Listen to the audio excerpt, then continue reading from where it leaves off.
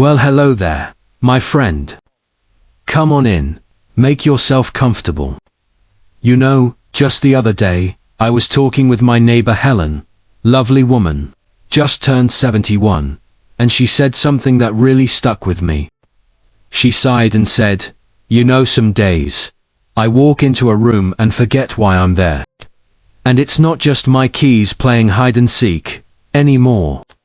We had a good chuckle, but later I got to thinking, how many of us feel that little whisper of worry when we can't recall a name or misplace our glasses?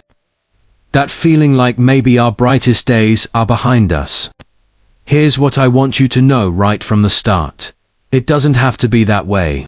Not at all. What if I told you that science has shown we can actually keep our brains feeling 10 years younger, maybe even more? And the best part? It's not about complicated diets or expensive treatments.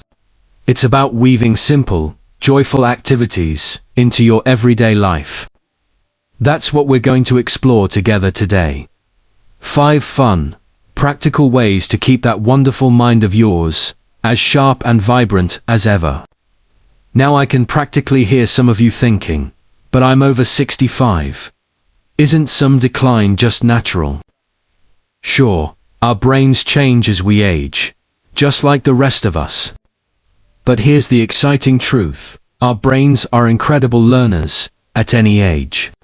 Think of it like a garden. If you stop tending it, things might get a bit overgrown. But water it regularly, pull a few weeds, plant some new seeds. Oh, you'd be amazed at what blooms. That's neuroplasticity, a fancy word meaning your brain can keep forming new connections, especially when you give it the right kind of stimulation. And this isn't just about remembering where you left your glasses, though that's nice too. It's about keeping that spark of curiosity alive, enjoying conversations without struggling for words, feeling confident and engaged with life. It's about waking up excited for the day, because your mind feels clear and ready. Doesn't that sound wonderful? So let's dive into the first fun activity, and it's one you might already enjoy without realizing how powerful it is for your brain. Playing games with purpose. I'm not talking about mindlessly flipping through TV channels. I mean sitting down with a game that genuinely makes you think. Think about George, a gentleman I know who's 82. Every morning after breakfast, he brews his second cup of coffee and tackles the daily crossword in his local paper. It's his ritual. He told me, "Some days it's easy, some days I get stuck, but I always feel more awake afterwards." George is onto something powerful. When you wrestle with a crossword clue, strategize in a card game like bridge or hearts, or even work on a jigsaw puzzle, you're giving multiple parts of your brain a workout.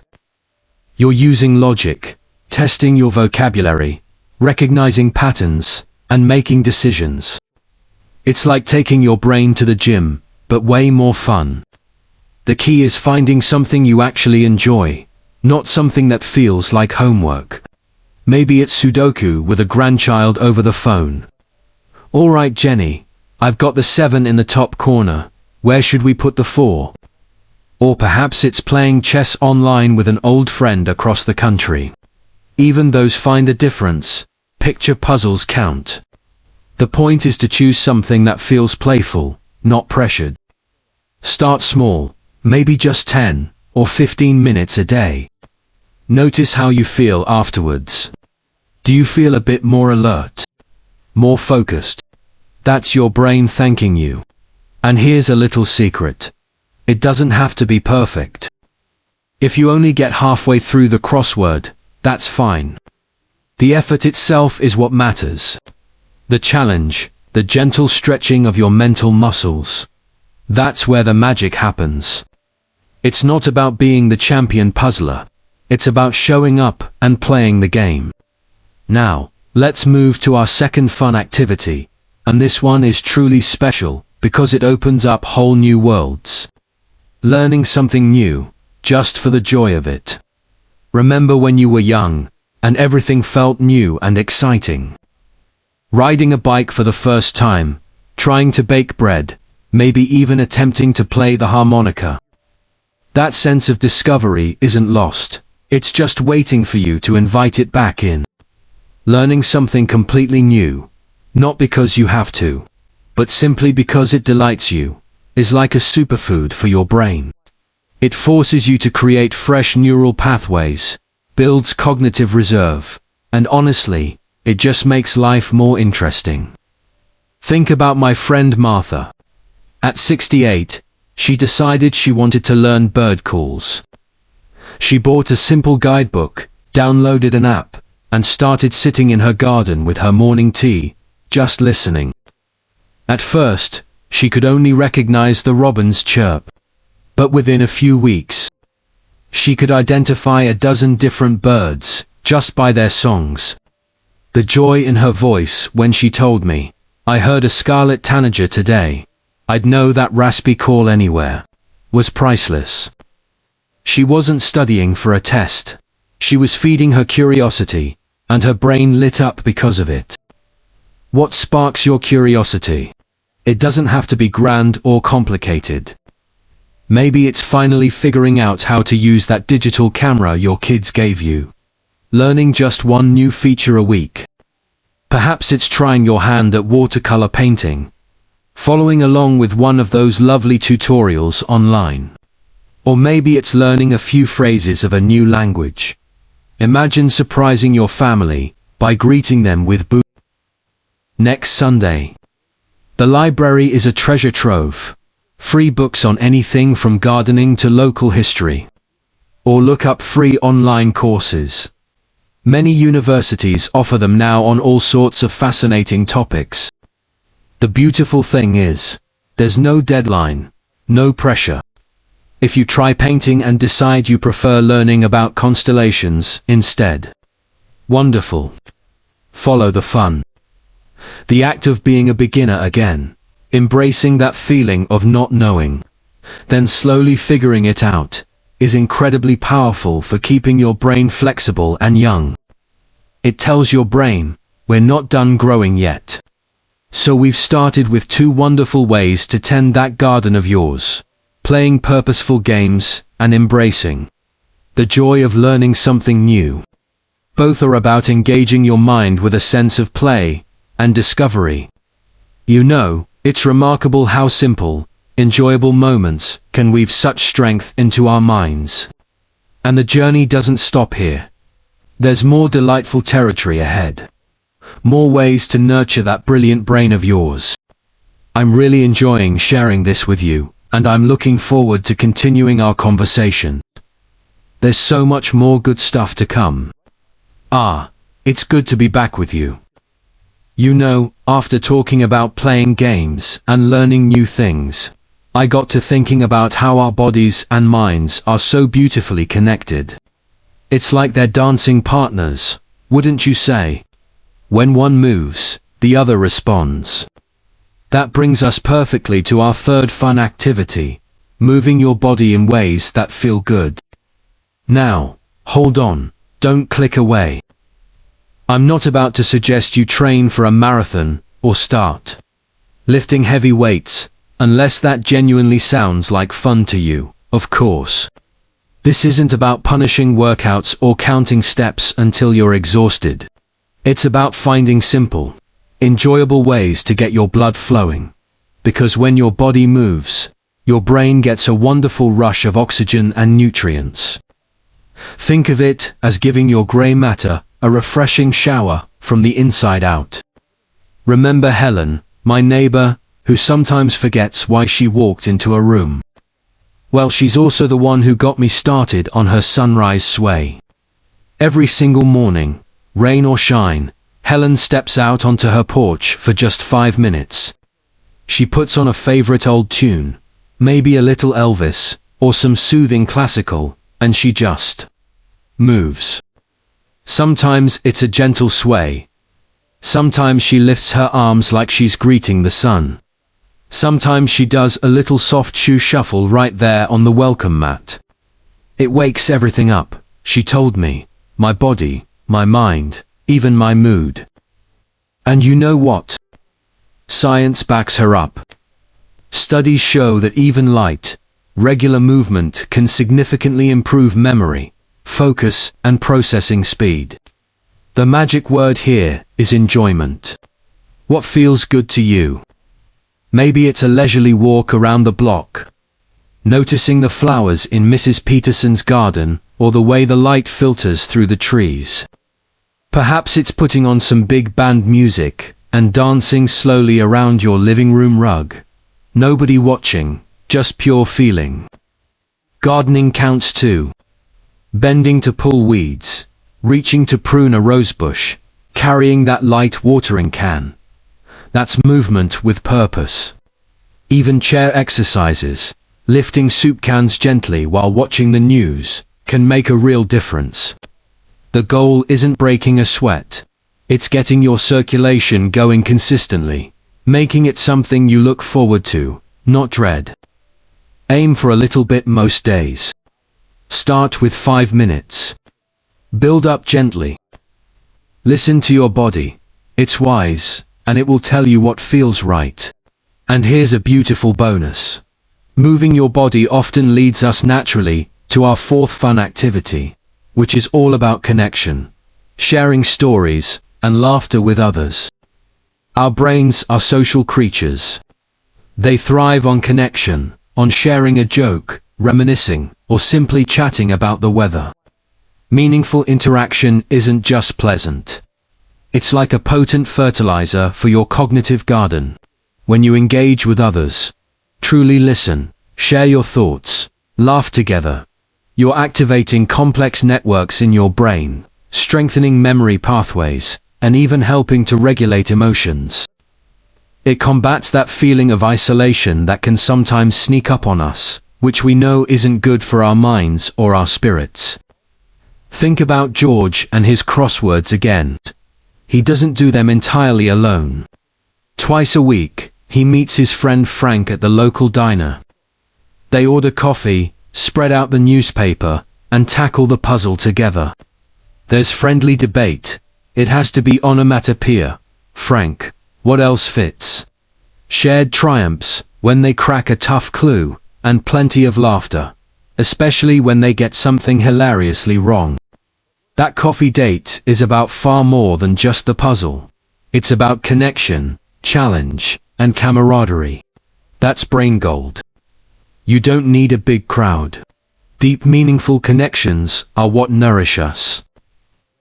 It could be a regular phone call with a sister, where you share childhood memories. Remember when Dad tried to fix the leaky faucet and flooded the kitchen? Maybe it's joining a small book club at the library, discussing a novel, and hearing different perspectives. Perhaps it's volunteering just an hour a week, reading to children at the library, helping sort donations at the thrift shop, sharing your skills, even chatting with the friendly cashier at the grocery store, asking about their day, and sharing a genuine smile, counts as positive social interaction. And let's not forget laughter. It's powerful medicine. Watching a favorite old comedy show, sharing a funny story with a friend, recalling a ridiculous moment from years past. That deep belly laugh releases feel-good chemicals and reduces stress hormones, creating a wonderful environment for a healthy brain. Seek out the people and situations that make you chuckle. It's seriously good for you. So, we've added 2 more powerful tools to our toolkit, moving our bodies with joy and connecting our hearts and minds with others. One gets the inner rivers flowing, the other weaves the threads of community and meaning. It's fascinating, isn't it, how these simple, pleasurable things, a morning sway, a shared laugh over coffee, are actually powerful acts of love. You're doing wonderfully, staying with me on this journey. We've explored 4 wonderful ways to keep your mind vibrant, but there's one last, very special ingredient to add to the mix. It's something we all instinctively crave, yet sometimes forget to truly prioritize in our later years. It ties everything together beautifully. Isn't it wonderful how these simple threads of joy moving, connecting, learning, playing weave such a strong tapestry for our minds? But there's one final, beautiful piece to this puzzle, my friend. It's the quiet counterpoint to the laughter and the movement, and it's just as vital. Savoring moments of quiet wonder. This isn't about doing more. In fact, it's quite the opposite. It's about gently pausing, soaking in the present moment, with all your senses, and letting yourself simply be. In our busy lives, even now it's easy to rush from one thing to the next. But taking intentional moments of calm, focused awareness is like giving your brain a soothing, restorative bath. It helps quiet the mental chatter, reduces stress hormones that can fog your thinking, and actually strengthens the parts of your brain responsible for focus and emotional balance. Think about my friend Arthur, who's 76. Every afternoon, rain or shine, he sits by his big living room window with a cup of tea, just plain old tea, nothing fancy. For 10 minutes, he does nothing but look out at his bird feeder. He notices the way the sunlight catches the blue jay's feathers, the determined pecking of the sparrows, the sway of the oak branches in the breeze. He doesn't think about his grocery list or that appointment tomorrow. He just observes. It's my brain's reset button, he told me. Afterward, I feel clearer, calmer, like the dust has settled. Arthur's found his moment of quiet wonder, and it anchors his day. You don't need a bird feeder or even a window with a view. Your moment of wonder can be found anywhere, anytime. It might be truly tasting your morning coffee, feeling the warmth of the mug, smelling the rich aroma, noticing the flavor on your tongue instead of gulping it down while reading the paper. Perhaps it's sitting on a park bench, feeling the sun on your face, and listening to the distant sounds of children playing. Or even tending to a single houseplant, really seeing its new leaf unfurling, feeling the texture of the soil. Here's how to weave this in. Choose your anchor. Pick one sense to focus on deeply for just 3 to 5 minutes. It could be sight, watching clouds, sound, listening to rain, touch, feeling the texture of a favorite blanket, or even your own breath, the gentle rise and fall of your chest. Gentle attention. When your mind wanders, and it will, that's perfectly normal. Don't scold yourself. Just gently notice it happened, like a leaf floating by on a stream, and softly bring your attention back to your anchor. No judgment. This isn't about achieving perfect stillness. It's about kindness. If you feel restless or distracted, that's okay. The simple act of noticing and returning is the practice. Bringing it all together, your daily brain-boosting tapestry. So, there we have them, my friend. Our 5 joyful threads to weave into your days. Playing games with purpose, like George and his crossword camaraderie. Learning something new just for joy, like Martha discovering bird songs. Moving your body in ways that feel good, like Helen's sunrise sway. Sharing stories and laughter, like George and Frank, puzzling it out together. Savoring moments of quiet wonder, like Arthur and his bird feeder meditation. See how they connect. A morning stretch movement might energize you for a new lesson on your tablet learning. Sharing a funny story connection over the phone might lead to planning a card game play for later. And ending your day with a few mindful moments quiet wonder helps integrate it all. You don't need to cram all 5 into every single day. That's not the point. Think of them as colors on your palette.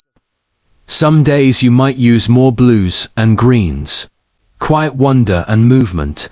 Other days more reds and yellows, play and connection. The beauty is in the variety and the enjoyment.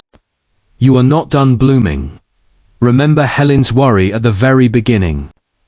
That whisper about fading energy or a forgetting mind. I want to leave you with this thought, straight from the heart. Your brilliant, experienced, wonderful mind is still growing. Right now. Every time you try a new puzzle, share a memory that makes someone laugh, take a mindful breath watching the sunset, or sway to an old tune, you are tending your garden.